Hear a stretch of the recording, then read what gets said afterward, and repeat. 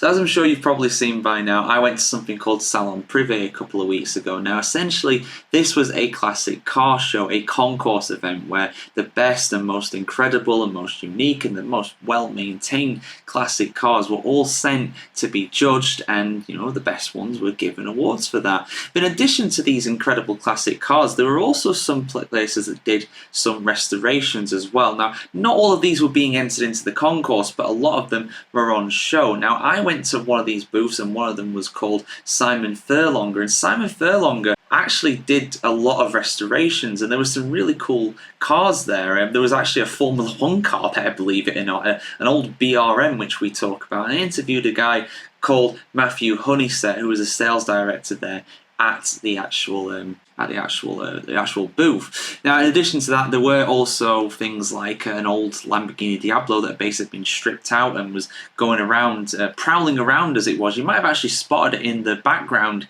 of a few of the videos I've done. That was the one that was making quite a bit of noise at times as well. It was not a quiet car, as you would expect from a Lamborghini. But yeah, just really interesting. I think these guys also had the exclusive contract to be able to restore and update old Bugattis and stuff like, well, new Bugattis, I should say. The Veyrons were some of the fastest cars ever made still to this day. So interesting interview, just basically going into what they do and how they came about getting all these cars on show. So yeah, I'm just going to play that. This is an audio only interview like all the others as well. Again, there are cars going around such as that Lamborghini Diablo, you know, always causing trouble as the Diablo.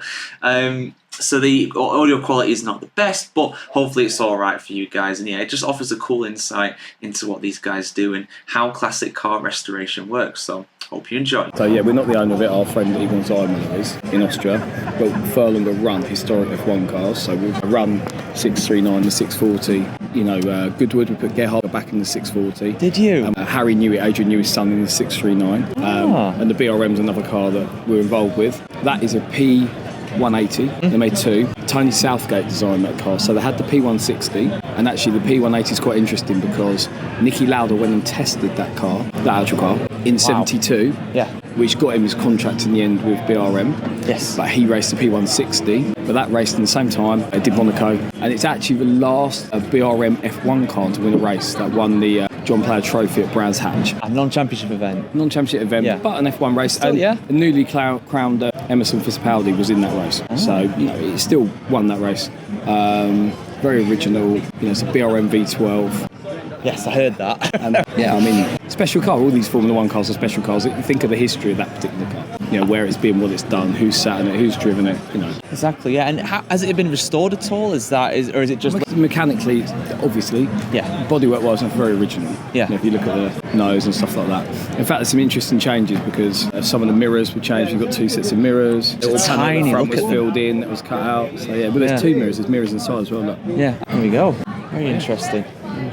You're right to talk about the Diablo as well, the Naked Devil as I've been calling it going around here. Yeah, so we are, yes, and we've been around Diablos for 20 years. And we own Diablos, and I did 650 kilometres on one recently.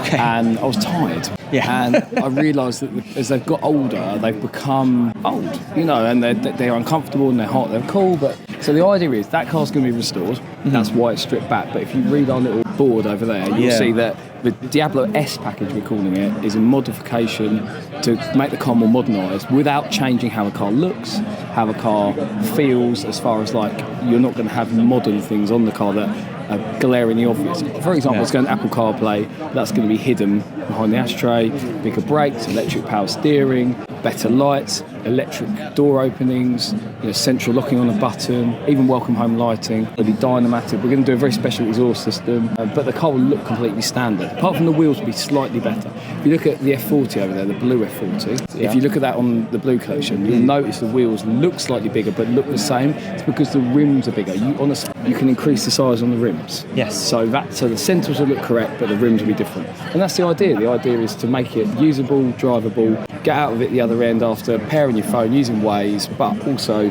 being able to keep the car. In my opinion, I don't like the rest of the mods that look different. I like the cars that are true to what it was, but just with some subtle improvements. Yeah, just some quality of life improvements, just so you're not struggling, like you're saying, after doing a 650 kilometre drive. Exactly, because as the younger generation get into the cars, they're not going to enjoy it as much because they're not. I'm 40, so the Diablo to me is one of my dream cars. But you know, if you want to buy a historic classic Lamborghini, you probably won't use it if it's more usable. You'll use it. It's going to come in at about £90,000 for the full package. The 98 cars have power steering and bigger brakes, so they won't be quite as expensive. Probably around 65. Yeah, that's the thing. Growing up, I always wanted a car like that. I always wanted a car maybe like that Subaru over there as well, or something like that. But as I've grown older, it's like, you know what? I just want something that's easy to drive, something that's comfortable. You know, exactly. Yeah, and I got to mention this as well. That Ferrari there, that is absolutely stunning. Yeah, it's a 275 GT V6 long nose torque tube, one of only 8 cars built in a very unusual colour, Celeste Chiara Metallic. So yeah, it's a special car. Absolutely, yeah. Wooden steering wheel, just absolutely classic. But yeah, I don't know if you mentioned that you're from Furlonger. Do you want to give a little shout out to your business? Yeah, and so everything? Furlonger, we're a Ferrari, Lamborghini, Bugatti sales, service and restoration company. We've award-winning concourse. We've got 3 cars here on the lawn, the Diablo, a 288 GTO and this Lero that we restored. We're also the first independents in the world to do Veyron servicing, so we've got 2 Veyrons here that we're launching our Veyron Tour next year. We've got 2 cars here, a normal 16.4 and actually 5.5, the prototype that set the land speed record in 2005. So that's the actual car that set the land speed record. Oh wow! And was that around Volkswagen's test track? Is Yes. that My God. There were 5 working prototypes. They all did high-speed runs. It's 5.5. That's 1/3 now. Pierre kept for himself with unique doors and wings. There's the only one in the world with those doors and wings. Wow, I'm going to get some more pictures of that. Yeah, no worries. No, well, thank you for your time. Really appreciate it.